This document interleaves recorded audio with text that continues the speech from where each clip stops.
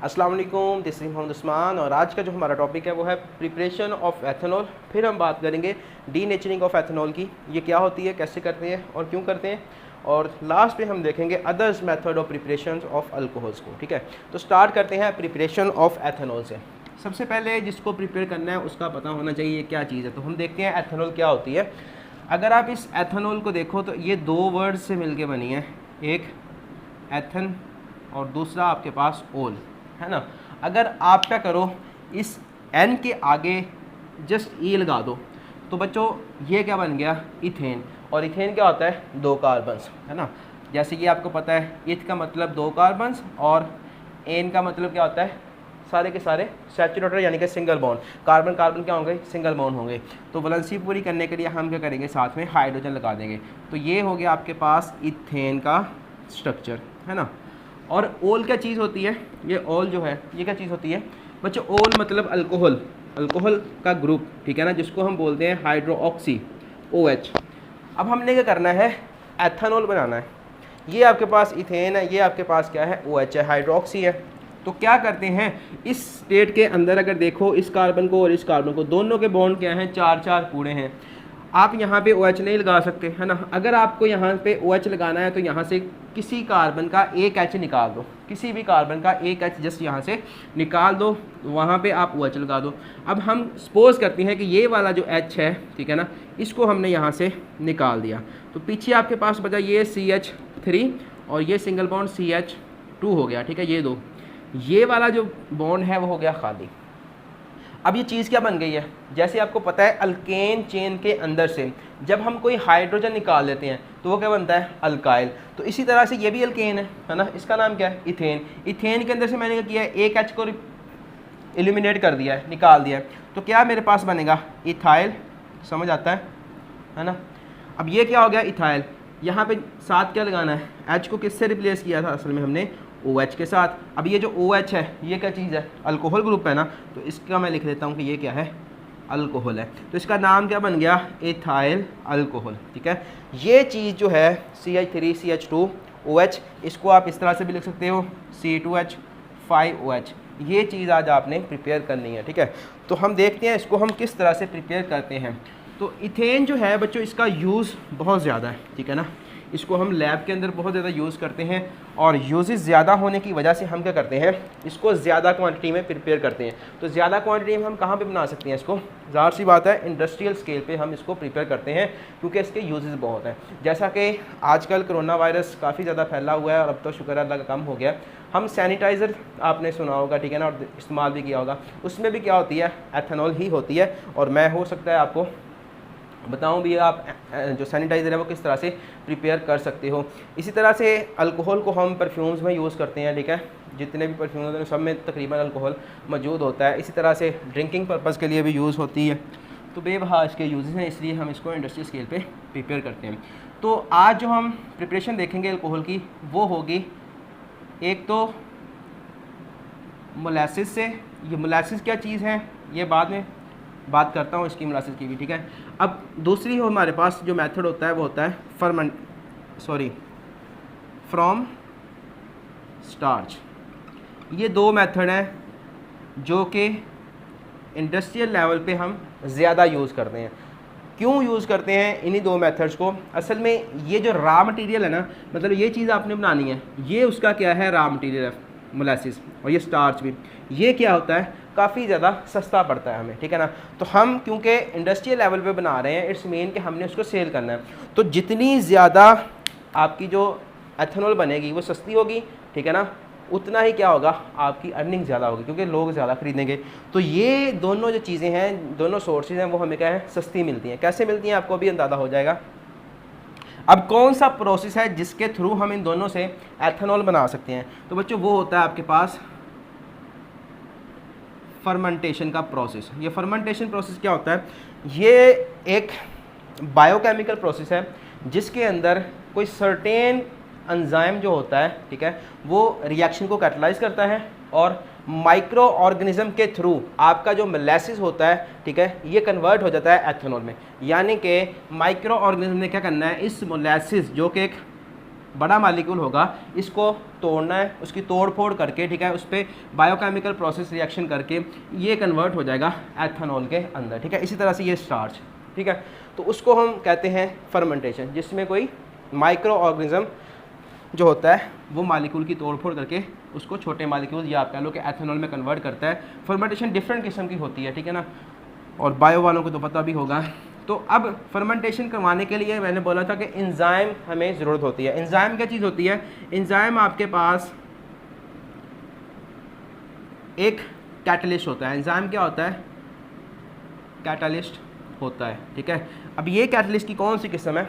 आपने मेथनॉल को प्रिपेयर किया था, आपको याद हो तो, हम वाटर गैस यानी कि कार्बन मोनोऑक्साइड और H2 हाइड्रोजन का मिक्सचर जो होता है, ये क्या होता है आपके पास? Water gas. इससे आप क्या बना रहे थे? CH3OH, ये चीज़ प्रिपेयर कर रहे थे। यहाँ पे हमने कुछ कैटलिस्ट भी यूज़ किए थे ना, ZNO और Cr2O3, ये यूज़ किए थे ना। ये क्या थे? ये कैटलिस्ट थे, है ना, जो क्या कर रहे थे? रिएक्शन करवाने में हेल्प कर रहे थे, लेकिन ये रिएक्शन में पार्टिसिपेट नहीं करते थे, है ना। एंड पे हमें जैसे कि जैसे हमने डाले थे वैसे के वैसे हमें मिल जाते हैं। तो ये क्या हो गए? कैटलिस्ट। लेकिन ये क्या थे?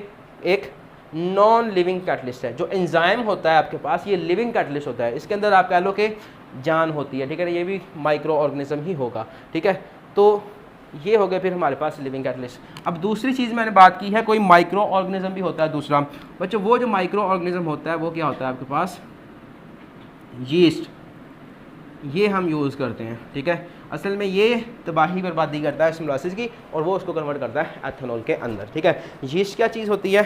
आपने यूज़ की होगी, लेकिन लड़कियों ने किचन के अंदर, ये आपके पास जो खमीर नहीं होता, खमीर, ठीक है, वो उसको हम यीस्ट बोलते हैं। और जो पिज़्ज़ा वगैरह बनता है, ठीक है ना, उसमें ये यूज़ होती है। इस तरह नान वगैरह बनाने के लिए इसको यूज़ किया जाता है। तो इसके थ्रू हम यहाँ तक पहुँचेंगे। अब ये सारी चीज़ें मैंने बता दी हैं जो इस रिएक्शन के अंदर होंगी, ठीक है। दूसरी बात, जो एंजाइम होते हैं, ये जिस तरह से ये कैटलिस्ट स्पेसिफिक है इस रिएक्शन के लिए, ठीक है ना। यहाँ पे मैं दूसरी कैटलिस्ट, जैसे मैं चाहूँ कि ये यूज़ कर लूँ ZnCl2, ठीक है ना, ये यूज़ कर लूँ, तो ये इस रिएक्शन को वहाँ तक नहीं पहुँचा सकती, है ना। तो इसी तरह से जो एंजाइम है, ये भी आपके पास एक स्पेसिफिक होना चाहिए, ठीक है ना, जिसने मोलेसिस को कन्वर्ट करना है एथेनॉल में। इसके लिए एंजाइम कोई और यूज़ होगा। स्टार्च के लिए, स्टार्च को एथेनॉल में ले जाने के लिए एंजाइम कोई और होगा, ठीक है ना। तो इस तरह से एंजाइम आप कह सकते हो स्पेसिफिक होते हैं हर रिएक्शन के लिए। और दूसरा, अब एंजाइम किसी ख़ास pH पे काम करते हैं। जब मैं रिएक्शन करूँगा तो आपको बता दूँगा, एक इनकी ख़ास pH होती है, ठीक है। उस pH से अगर हम ऊपर जा रहे हैं या नीचे आ रहे हैं, तो फिर आपके जो एंजाइम होते हैं वो इनएक्टिव हो जाते हैं, या आप उसको कहते हो कि डीनेचर हो गए हैं, यानी कि आपके एंजाइम ख़त्म हो गए हैं। अब हम बात करते हैं मोलेसिस से हमने किस तरह से एथेनॉल तक जाना है। ये जो मोलेसिस होता है, ये क्या चीज़ होती है? जैसे हम जो केन इंडस्ट्री में जाए ना, तो वहाँ पे बच्चों जो शुगर होती है आपकी, वो क्रिस्टल आउट जब हो रही होती है, तो उसका जो सोल्यूशन बाकी बच जाता है, ठीक है ना। सारे का सारा जो जूस होता है आपका शुगर केन का जूस, वो सारे का सारा क्रिस्टल आउट नहीं होता, ठीक है ना। अगर तो सारे का सारा हो जाए तो वो आपके पास शुगर बन जाएगी, लेकिन उसमें फिर कुछ मटेरियल जो होता है, ठीक है ना, लिक्विड फॉर्म में, ब्लैक लिक्विड फॉर्म में वो नीचे बैठ जाता है, ठीक है ना। तो उसको हम मोलेसिस बोलते हैं, यानी कि ये रेजिड्यू है। अब इसको अगर आपको समझ नहीं आई तो मैं आपको इमेजिन करवाता हूँ, ठीक है ना। आप ज़रा पहुँचें केन इंडस्ट्री के अंदर, तो आप देखोगे कि लोग क्या हैं, किसान भाई जो हैं वो गन्ना लेके आ रहे होते हैं, है ना। फिर हम वो गन्ना लेके जाते हैं अपनी कैन इंडस्ट्री के अंदर, वहाँ पे उस गन्ने को साफ़ किया जाता है। साफ़ करने के बाद उसको क्रश करके उसका जूस वगैरह निकाल लिया जाता है, ठीक है। जब जूस निकलता है ना, तो उसके बाद बच्चों इस तरह से बड़े बड़े वहाँ पे कंटेनर बने होते हैं, ठीक है। इस तरह के बड़े बड़े वहाँ पे कंटेनर बने होंगे। अब ये आप देख लो ज़रा, इसी तरह के सपोज हैं वो, सही है। अब ये मैं मतलब अपने पास से बना रहा हूँ, यहाँ से फिर इसको हम निकाल लेंगे। सबसे पहले जो आपका शुगर केन का जूस जिसको आपने क्रश करके निकाला है, उसको हम इस बीकर के अंदर लेके आते हैं। यहाँ पे क्या होगा आपका शुगर केन का जूस, वो इसको आप इसके अंदर डाल दोगे, है ना। अब डाला है जैसे ही आपने, तो इसको नीचे से करोगे हीट थोड़ा सा, ठीक है। अब इसमें ये प्योर शुगर केन का जूस नहीं होगा, इसमें बहुत ज़्यादा इम्प्योरिटीज़ वगैरह होंगी, ठीक है ना। इम्प्योरिटीज़ मतलब वो जो आपका शुगर केन का ही होगा ना कुछ, ठीक है ना। जूस वाला पार्ट तो अलग हो जाएगा, जो बाकी होगा वो भी कुछ ना कुछ इसके अंदर आ जाएगा। तो उस इम्प्योरिटी को यहाँ से ख़त्म करने के लिए हम यहाँ पे यूज़ करते हैं कैल्शियम हाइड्रोक्साइड, CaOH ट्वाइस, ये हम यूज़ करते हैं। आप इसको यहाँ पे ऐड करोगे, उससे क्या होगा कि जो आपके पास ये सरफेस होगी ना शुगर केन के जूस की, उसकी सरफेस पे जो इम्प्योरिटीज़ होंगी वो सारी की सारी इस तरह से इकट्ठी हो जाएंगी, ठीक है। फिर यहाँ पे पैडल्स वगैरह लगे होते हैं, मतलब ये सारा काम ऑटोमेटिकली हो रहा होता है, ठीक है ना। वो यहाँ से क्या करता है, इस इम्प्योरिटीज़ को उठा के बाहर ले जाता है, तो ये आपका थोड़ा सा प्योर हो जाता है। लेकिन अभी इतना ज़्यादा प्योर नहीं हुआ, अभी भी इसमें कुछ इम्प्योरिटीज़ वगैरह होती हैं। फिर हम इसको ट्रांसफ़र करते हैं इसी तरह का बिल्कुल सेम एक और बीकर होता है या चैम्बर होता है, उसमें हम इसको कंटेनर के अंदर ले जाते हैं। वहाँ पे इसी तरह से हम CO2 गैस को पास करवाते हैं, ठीक है। कुछ इम्प्योरिटी जो होती हैं वो CO2 गैस यहाँ से रिमूव कर लेती है, और फिर हम इसको एक नेक्स्ट चैम्बर के अंदर ले जाते हैं, ठीक है। वो भी बिल्कुल इसके साथ ही होगा। तो यहाँ पे अब SO2 गैस को पास करवाया जाता है, ठीक है ना। यहाँ पे आप SO2 गैस को पास करवाएंगे, वो भी कुछ ना कुछ इम्प्योरिटीज़ को यहाँ से निकालेगा। अब आपके पास जो शुगर केन का जूस होगा ना इसके अंदर, वो काफ़ी ज़्यादा प्योर फॉर्म में होगा, और फिर इसमें पानी बहुत ज़्यादा होता है, ठीक है ना। शुगर केन के अंदर क्या होता है, पानी बहुत ज़्यादा होता है। अब उस पानी को रिमूव करना है, तो हम क्या करेंगे, इस पानी को रिमूव करने के लिए हम करेंगे इसको हीट अप करेंगे। हीट से क्या होगा, जो आपके पास वाटर होगा वो काफ़ी ज़्यादा इवेपोरेट हो जाएगा। बाकी फिर आपके पास जो सोल्यूशन बचेगा ना, ठीक है, ये जो सोल्यूशन बचा है ये काफ़ी ज़्यादा कंसनट्रेटेड शुगर केन का जूस होगा। अब वो काफ़ी ज़्यादा गाढ़ा कह लो आप, या कंसनट्रेटेड उसको बोल लो, ठीक है ना, वो हो जाएगा। अब हमने करना है इसके ठीक साथ ही यहाँ पे एक क्रिस्टल बनाने वाला कंटेनर आप कह लो, या जो भी उसको होगा वो लगा होना है, ठीक है। यहाँ पे ये जो कंटेनर बनाया है इसमें क्या हो रहा है, चीनी की क्रिस्टल बन रही हैं, ठीक है ना। शुगर की क्या बन रही हैं, क्रिस्टल बन रही हैं। तो जितनी क्रिस्टल बनेगी वो इस साइड से यहाँ से बाहर आ जाएंगे, ठीक है ना। यहाँ पे आपको क्या मिलेगी, शुगर मिलेगी, ठीक है।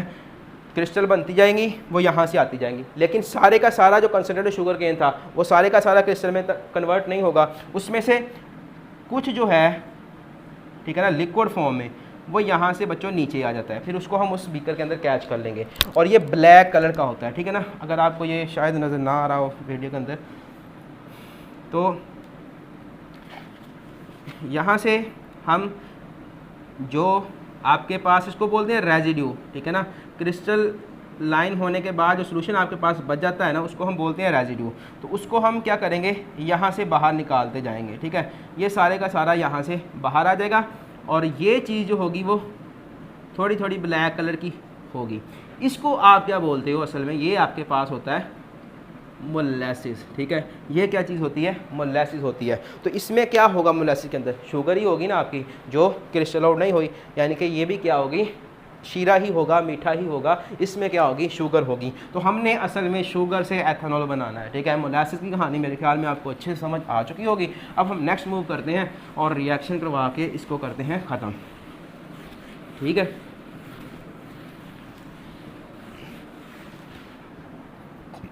इसमें हमने क्या करना है, हमने देखा कि मोलेसिस क्या होता है, हमारे पास शुगर ही होती है। तो इसका फार्मूला क्या होता है, C12H22O11, यही होता है। अब हम क्या करेंगे, इसके अंदर थोड़ा सा वाटर ऐड करेंगे, ठीक है।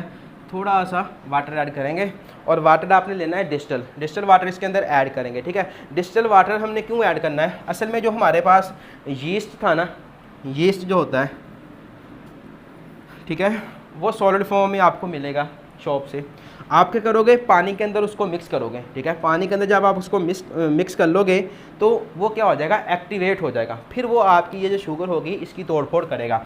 और दूसरा पानी आपको इस शुगर को मिक्स करने के लिए भी चाहिए, ठीक है ना। तो इसलिए हम यहाँ पे पानी यूज़ कर रहे हैं।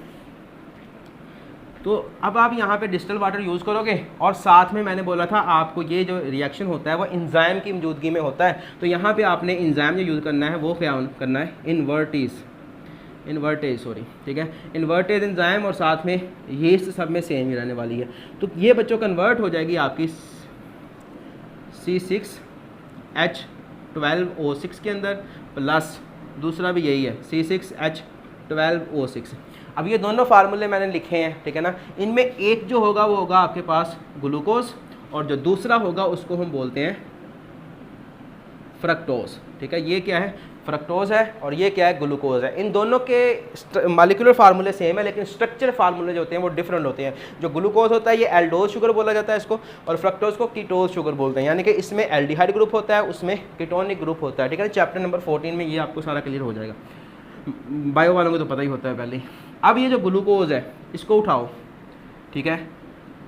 अब इन जो आपके पास यीस्ट है वो इस पे काम करेगी ग्लूकोज पे, और इसको ले जाएगी। अब यहाँ पे एंजाइम आपको फिर बदलना पड़ेगा, ठीक है।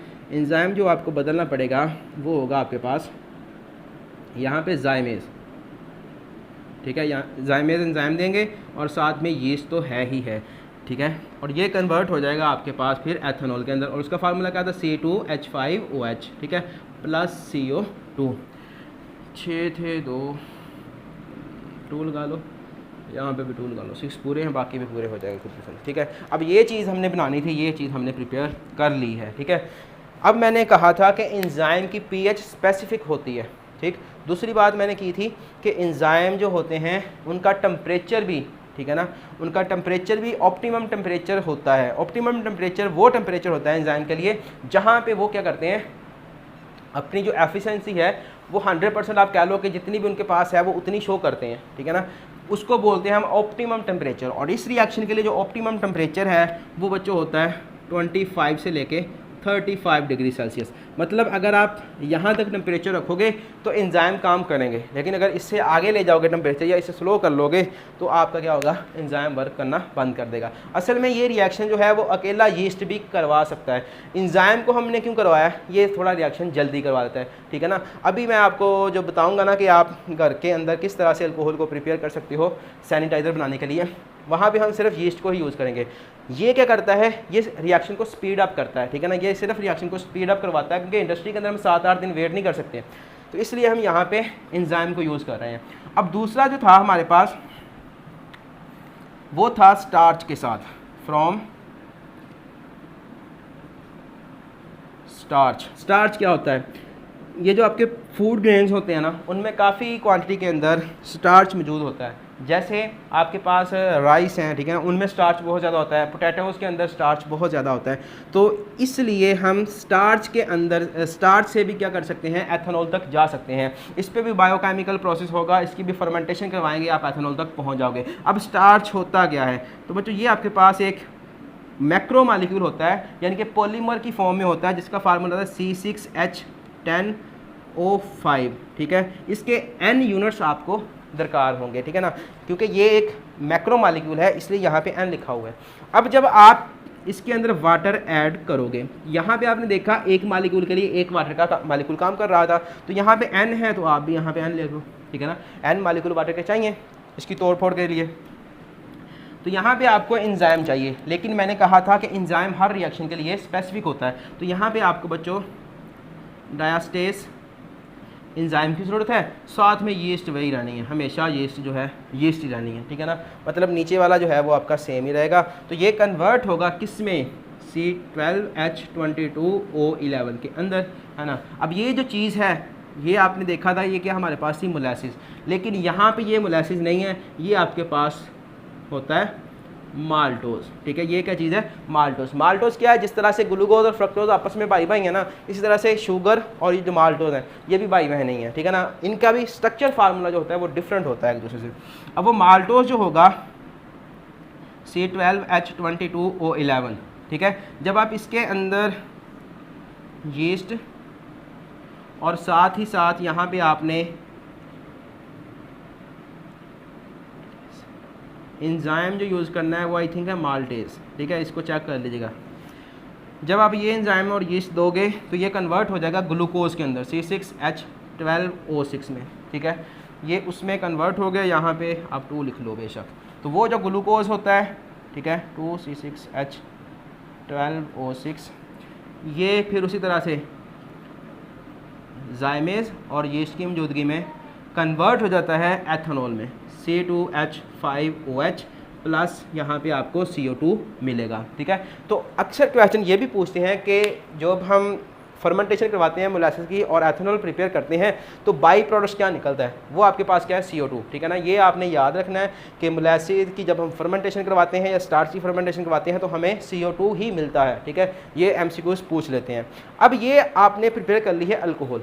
ठीक है, तो अब हम देखते हैं कि ये जो अल्कोहल हमने प्रिपेयर की है इसमें अल्कोहल की परसेंटेज कितनी है। तो यहाँ से बच्चों सिर्फ और सिर्फ आप, ठीक है ना, इन दोनों मेथड्स के थ्रू आप सिर्फ और सिर्फ 12% तक परसेंटेज हासिल करते हो अल्कोहल की। ठीक है, मैं इसको थोड़ा साफ करता हूँ, यहाँ पे लेके आता हूँ।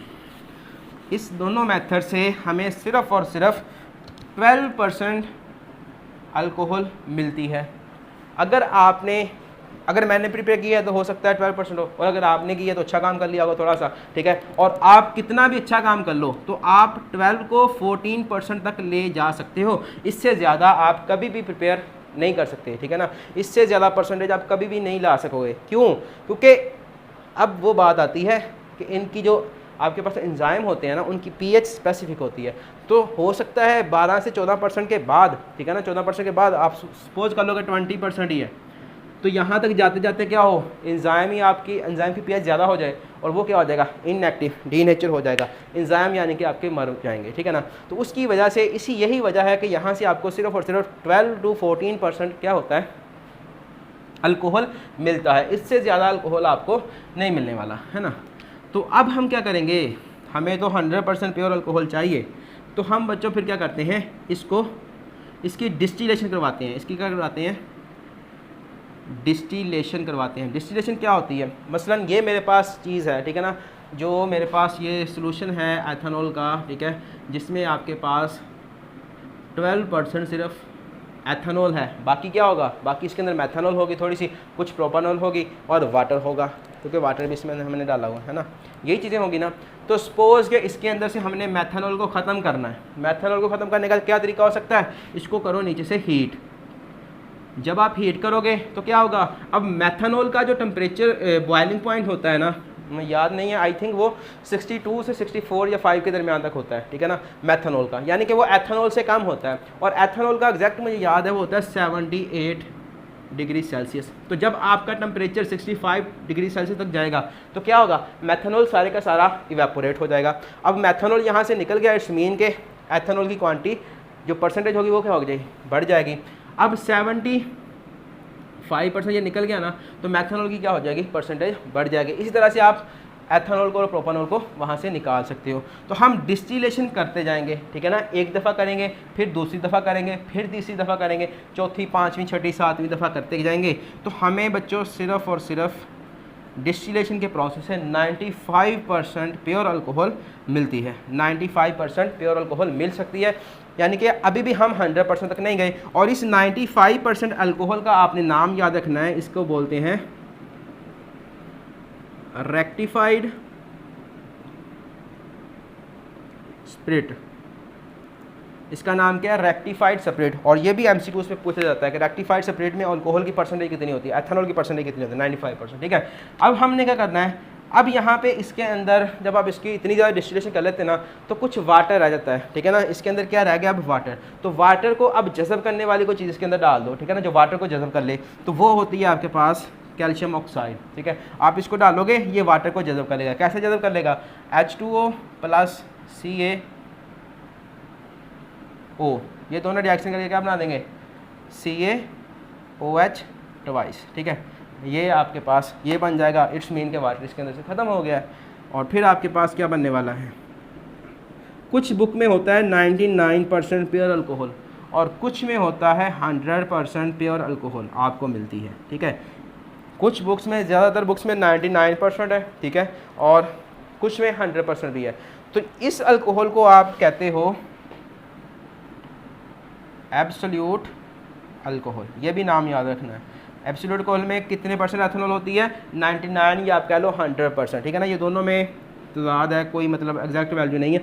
बहुत से लोगों का कहना है कि आप अल्कोहल को 100% तक नहीं ले जा सकते, 99% ही जो होती है वही आपके पास क्या होती है, एब्सोल्यूट अल्कोहल होती है। 100% को भी आप कह सकते हो, मतलब एमसीक्यू हो जाएगा, या तो उसमें 100 होगा या 99 होगा, जो होगा दोनों में से टिक कर देना, आपका आंसर क्या होगा, ठीक होगा। तो इस सारे प्रोसेस से हम क्या कर सकते हैं, एथेनॉल प्रिपेयर कर सकते हैं, ठीक है, इंडस्ट्री के अंदर। और ये सारा कुछ होता है। यहाँ तक क्वेश्चन तो लाजमी पूछेगा।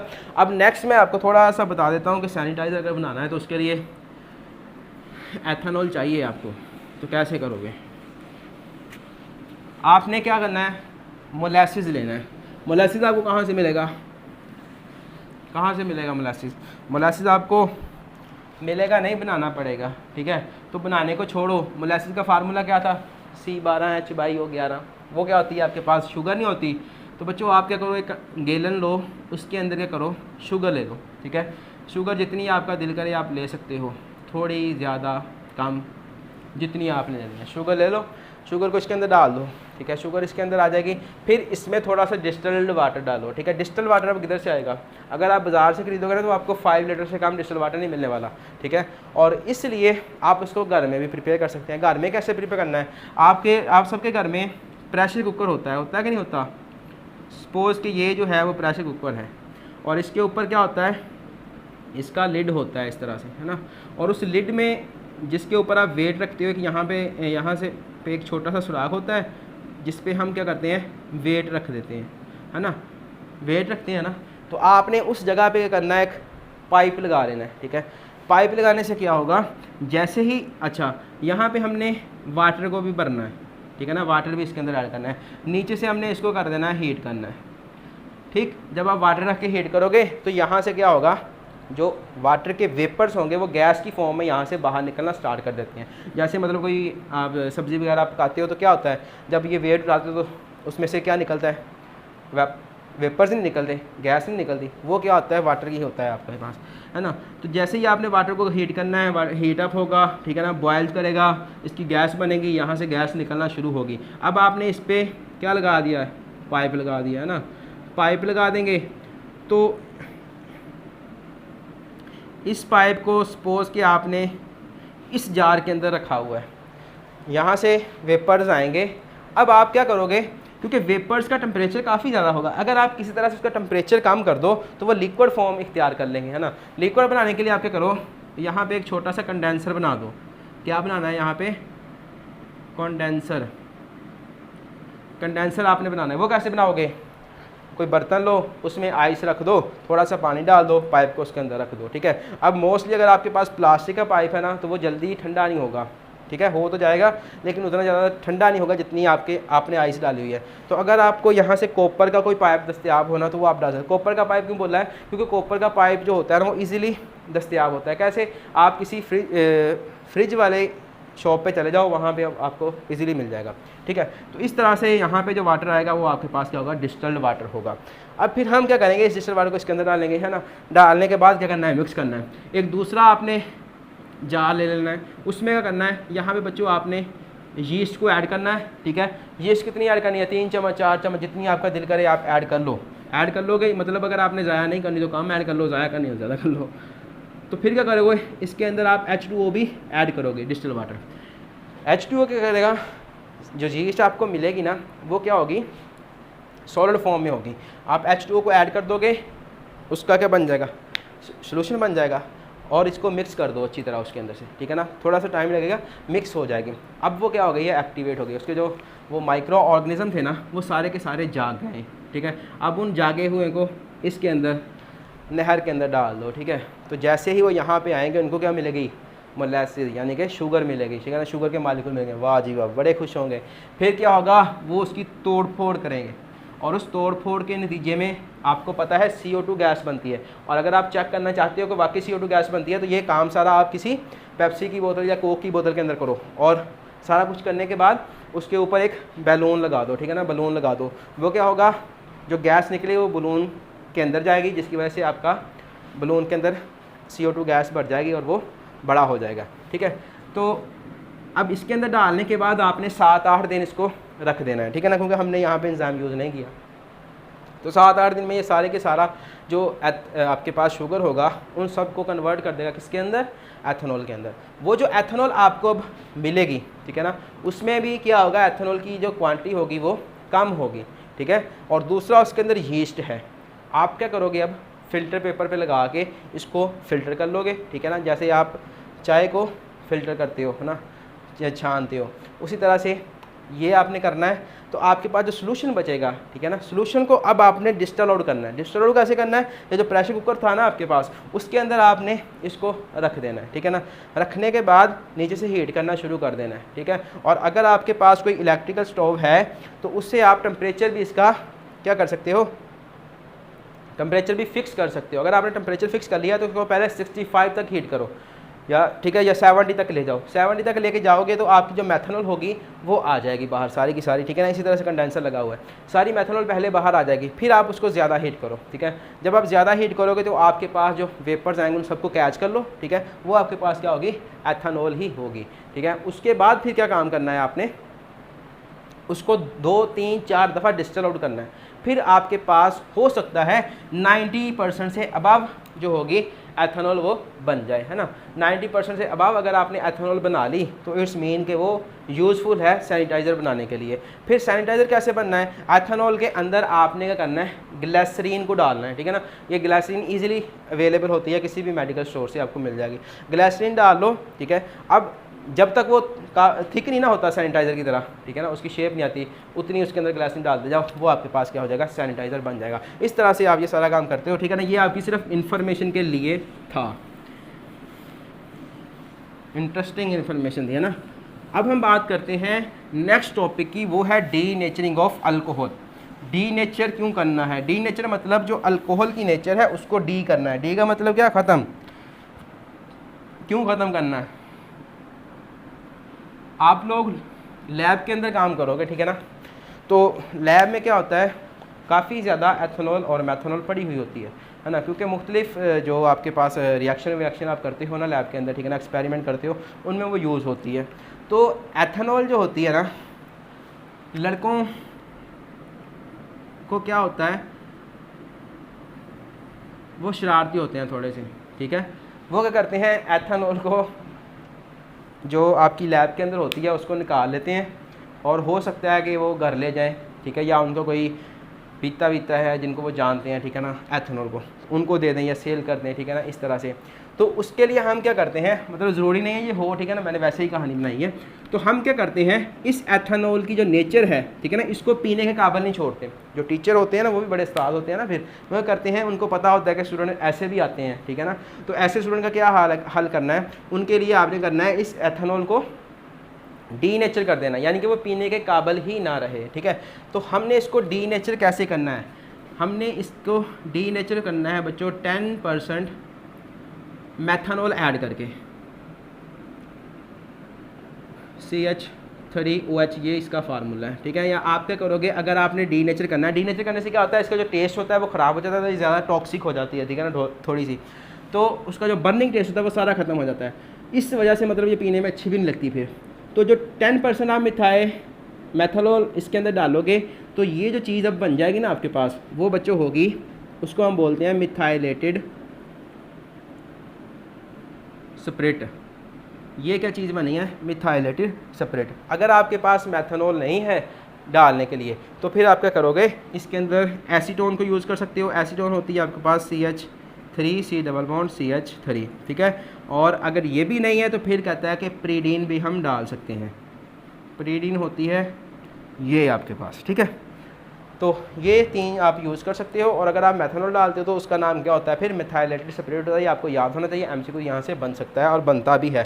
और डीनेचरिंग ऑफ अल्कोहल का MCQ बन जाता है, या लाजमी तौर पे शॉर्ट क्वेश्चन पेपर में आता है कि डीनेचर किस तरह से करते हैं। तो ये 3 हैं आपके पास, इनको आपने याद रखना है। इन 3 में से MCQ भी बन सकता है, कौन सा मतलब इनमें से एक दे देगा और पूछेगा कौन सा डीनेचरिंग ऑफ अल्कोहल के लिए यूज़ करता है। तो क्यों हम डीनेचर करते हैं, ताकि इसको जो पर्पज़ है ना ड्रिंकिंग का वो ख़त्म कर सकें। तो ये था हमारे पास सारा एथेनॉल का टॉपिक। और नेक्स्ट है कुछ अदर मेथड्स, है ना। अदर मेथड्स बच्चों आपने पहले पढ़े हुए हैं, इस पे मैं ज़्यादा आपको नहीं बताऊंगा क्योंकि हमने ये पहले पढ़े हुए हैं, लेकिन सिर्फ आपकी याद दहानी कराऊंगा। Other methods of preparation. Other method of preparation में क्या होने वाला है, आपने एक लास्ट चैप्टर में ग्रिग्नार्ड रीजन पढ़ा था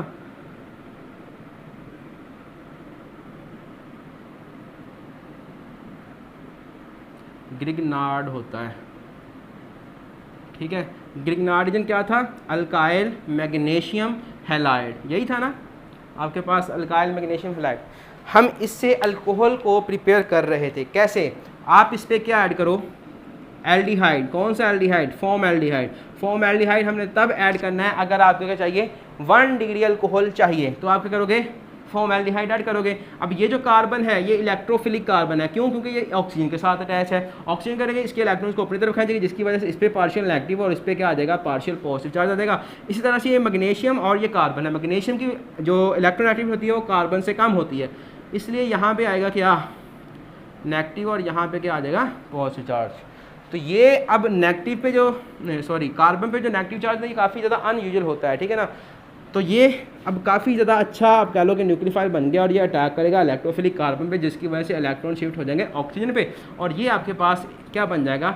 आर ने बच्चों बॉन्डिंग कर ली है सी के साथ, और ये हाइड्रोजन उसके साथ वैसे ही जुड़े हुए हैं, और ये आ गया है आपके पास ओ नेगेटिव। अब वो ओ नेगेटिव है तो सोल्यूशन के अंदर ये वाला क्या हो जाएगा? पॉजिटिव हो जाएगा। तो नेगेटिव को पॉजिटिव ही सहारा देगा ना, तो वो इसके साथ आ जाएगा, ठीक है ना, सहारा देने के लिए इसको। अब आपने क्या करना है? अगर इसको यहाँ से उतारना है तो क्या करना पड़ेगा आपको? वाटर ऐड करना पड़ेगा।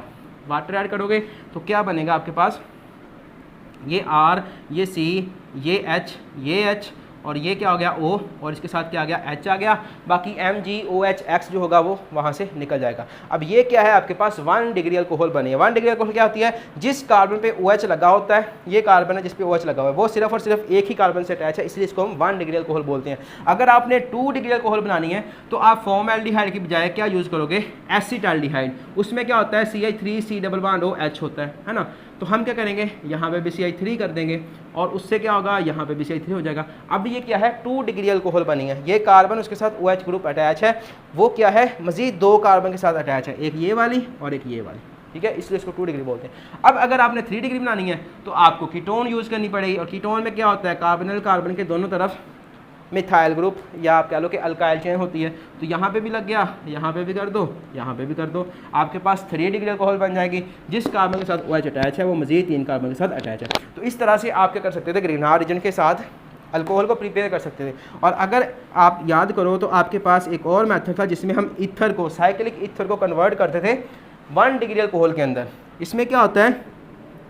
ऑक्सीजन की इलेक्ट्रोनेगेटिविटी ज़्यादा है, जिसकी वजह से इस पर पार्शियल नेगेटिव और यहाँ पे पार्शियल पॉजिटिव आ जाता है। ये कार्बन है, ये भी कार्बन है, ठीक है ना। तो इससे क्या होगा? ये अब अटैक करेगा इस पर या इस पर, उससे ये बॉन्ड जो होगा वो टूटेगा, और इस तरह से फिर क्या होगा?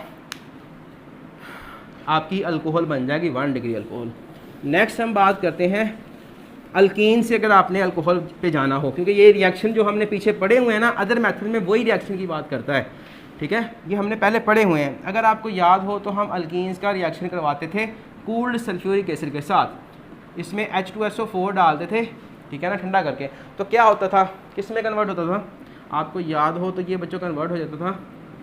अब ये जो H एक निकलेगा, एसिड है ना, H पॉजिटिव दे देगा, H निकलेगा, उसको कौन ले लेगा? ये कार्बन, ये मैंने 3 कर दिया है, उसके साथ क्या हो जाएगा? CH2, इसकी वैलेंसी खाली हुई, उसके साथ जो इसका HSO4 नेगेटिव है वो जुड़ जाएगा, OSO3H, ये इसके साथ जुड़ गया ना। अब क्या होना है? अच्छा, अगर आपको याद हो तो मैंने वहाँ पे बताया था कि ये जो रिएक्शन होता है इसको हम हाइड्रेशन भी बोलते हैं, और इसको यूज़ किया जाता है अल्कीन को प्यूरीफाई करने के लिए, ठीक है ना। अगर आपके पास कोई अल्कीन है और उसमें कोई अल्केन गिर गया है, ठीक है ना, अल्केन उसके अंदर मिक्स हो गया है, और अब आप क्या चाहते हो? उसको अलग करना चाहते हो, तो क्या करोगे? आप सल्फ्यूरिक एसिड को ठंडा करके उसके अंदर डाल दोगे, ठीक है। जैसे ही आप उसके अंदर सल्फ्यूरिक एसिड डालोगे, जो आपकी अल्कीन होगी वो रिएक्शन करके ये अडक्ट बना देगी, ठीक है। उससे क्या होगा? आप दोबारा से अल्कीन तक जा सकते हो, अल्कोहल तक पहुंच सकते हो। अल्कोहल तक कैसे क्या जाना है? अब आप क्या करोगे? उसको यहाँ से आपने हटाना है ना, तो आप क्या करो बच्चों? वाटर को ऐड करो और साथ में थोड़ा सा एसिड के चंद ड्रॉप इसके अंदर डाल दो, तो वहाँ से वो कन्वर्ट हो जाएगा अल्कोहल के अंदर, ठीक है। और अल्कोहल की डिहाइड्रेशन करके हम इजीली यहाँ तक जा सकते हैं, ठीक है ना। आपने ये रिएक्शन पढ़ा हुआ है अल्कीन की प्रेपरेशन में, ठीक है। तो इस तरह से ये रिएक्शन का यूज़ था, मैंने वहाँ पे बताया था, यहाँ पे बता दिया, ठीक है। तो यहाँ तक कोई क्वेश्चन हो तो लाजमी पूछेगा। Thank you very much.